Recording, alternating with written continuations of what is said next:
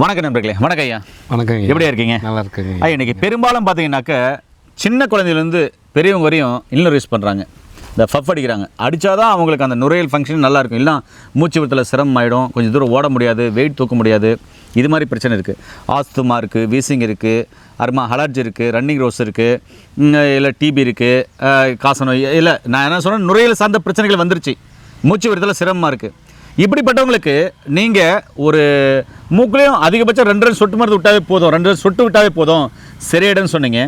அது எவ்வளோ நாளைக்கு உண்ணும், அதோடு சேர்த்து என்னென்ன மருந்துகள் எடுக்கணும், இது ஏன் வருதுன்றதை நான் வீடியோவில் நிறைய சொல்லிட்டேன். இதுக்கான தீர்வு நீங்கள் சொல்லுங்கள். எவ்வளோ பேர் நீங்கள் குணப்படுத்திருப்பீங்க, அதில் ஒருத்தர் டெமோவை சொல்லுங்கள். ஒரு 4-5 வயசு பையன், அந்த குழந்தை பார்த்தீங்கன்னா ஓடி ஆடி விளையாடாது. என்னன்னு பார்த்தா இந்த இழுப்பு நோய், மூச்சு இறைக்கிறது, அந்த இன்ஹேலர் வச்சு அடிச்சுக்கிட்டு இருக்கிறது, வருஷத்துக்கு 2 முறை ஒரு பெரிய ஹாஸ்பிட்டலுக்கு போயிட்டு சிலிண்டர் வைக்கிற அளவுக்கு அந்த மூச்சு வாங்கிறது இருக்கும். ஓடி ஆடி ஏன் விளையாடுதுன்னா அந்த டயர்ட்னஸ் ஆகிடும், அந்த மூச்சு இறைப்பு நோய் அதிகமாகிடும். அதனால பயந்துட்டு விளையாடாமல் இருக்கும். நம்ம மருந்து வந்து கொடுத்து வித்தின் 2 வீக்ஸில் 2 வாரத்தில் நல்லா ஓடி ஆடி விளையாட ஆரம்பித்தோம். அந்த குழந்தைக்கு இன்னொன்றும் சொல்லி பயமுறுத்தியிருக்காங்க பேரண்ட்டுக்கிட்ட, 15 வயசு வரைக்கும் இந்த மருத்துவத்தை ஃபாலோ பண்ணணும். 15 வயசு, அதாவது 10 வருஷம் ஏறக்குறைய 10 வருஷத்துக்கு விடாமல் அந்த மருத்துவத்தை ஃபாலோ பண்ணிட்டு இருந்தால் தான் அது சரியாகும். அப்போ விட நிரந்தரமாக குணமாகும்னு சொல்லலாம். அவங்க 15 வயசு வரைக்கும் எடுக்கணும் அப்படின்ட்டு பிளைண்டாக சொல்லியிருக்காங்க. நம்மள்கிட்ட வந்தாங்க, அதிகபட்சம் ஒரு 3 மாதம் கூட எடுக்கலை, 2 மாதம் தான் எடுத்திருப்பாங்க. இது நடந்தது 10 வருஷம் ஆகுது. இன்றைக்கி அந்த +1 படிக்கிறான் அந்த பையன், நல்லா ஆரோக்கியமாக இருக்கான். அந்த 2 மாதம் எடுத்தாங்க பாருங்கள் நம்மள்கிட்ட, அதோட திரும்ப ரிப்பீட் ஆகலை, நல்லா இருக்காங்க. அந்த வருஷத்துக்கு 2 முறை போய் சிலிண்டர் வைக்கிறது, அந்த பஃப் அடிக்கிறது, அதெல்லாம் எதுவுமே இல்லை, நல்லா இருக்கான் குழந்தை. அந்த அளவுக்கு நல்ல ரிசல்ட் அந்த நசியம். நேரில் இதுதான் அந்த மருந்து. இது எப்படி ஐயா, அதாவது எப்படி யூஸ் பண்ணணும்னு கேட்குறேன். ஐயா, இது எப்படி யூஸ் பண்ண சொல்லுங்களேன். இது வந்து இரவு ஒரு வேளைக்கு ஒரு சொட்டு 2 மூக்கில் விடணும். ஒரு சொட்டு விட்டு போதும். சப்போஸ் சளி கபம் ரொம்ப அடைச்சிட்டு இருக்கு, டிராப்ஸ் உள்ளே இறங்குன அந்த ஃபீல் தெரியலன்னா 2வது ஒரு சொட்டு விடலாம்.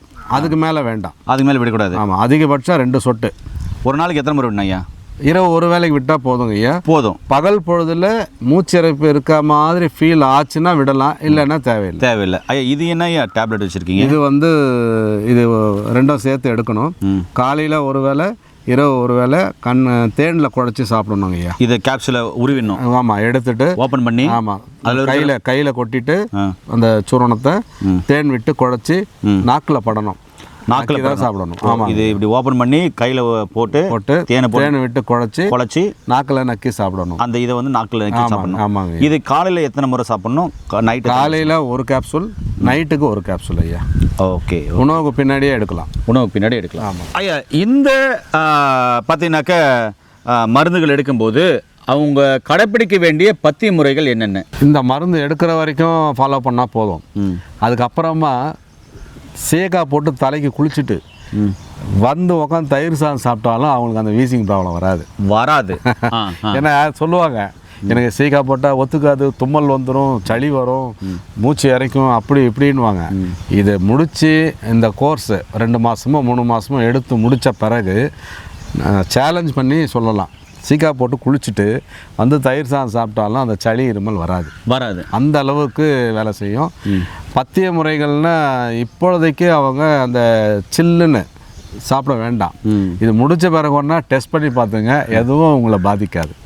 ஆமாம். அப்போ இன்னொருலாம் தேவையில்லை. ஏன்னா நேர்களே, அதாவது நீங்கள் அடிக்கிற ஃபப்பும் தேவையில்லை, மருந்து மாத்திரைகள் தேவையில்லை, பெருசாக எதுவும் பத்திய முறைகளும் இல்லை. இந்த மருந்துகள் பார்த்தீங்கன்னா சொன்னார்ல, சின்ன குழந்தைகள் எடுத்தது இது வரைக்கும் நல்லா இருக்காரு. இது மாதிரி நிறைய பேர் சொல்லிட்டு போயிட்டே இருக்கலாம். வீடியோவில் அவ்வளோ பேர் சொல்ல முடியாது இல்லையா? வரப்போகிற வீடியோவில் நிறைய பேர் நம்ம ட்ரெஸ் பண்ணி வீடியோ போடலாம். அதனால் உங்களுக்கும் ஆஸ்துமா, வீசிங், சைனஸ் பிரச்சனை இருக்குது, இன்னும் யூஸ் பண்ணிக்கிறீங்க அப்படின்னு சொன்னால் நீங்கள் எடுக்கிற மருந்து மாத்திரைகளோடு சேர்த்து இதையும் நீங்கள் எடுத்து பாருங்கள். இந்த மருந்து வேணும்னா கீழே போகிற நம்பருக்கு கால் பண்ணுங்கள். படித்த பட்டதாரி மருந்து மூலம் கொடுக்குற ஆலோசனைகள் மருந்துகள் எடுத்துகிட்டு நோய் நொடி இல்லாமல் ஆரோக்கியமாக வருங்க. மீண்டும் என்ன பதிவில் உங்களை சந்திக்கும் வரை உங்களுக்கு இந்த விடைபெறுவது உங்கள் குடும்பத்தில் ஒருவனாக உங்கள் அன்பு சோனாரிதாஸ். நன்றி, வணக்கம். ஐயா. வணக்கங்க ஐயா.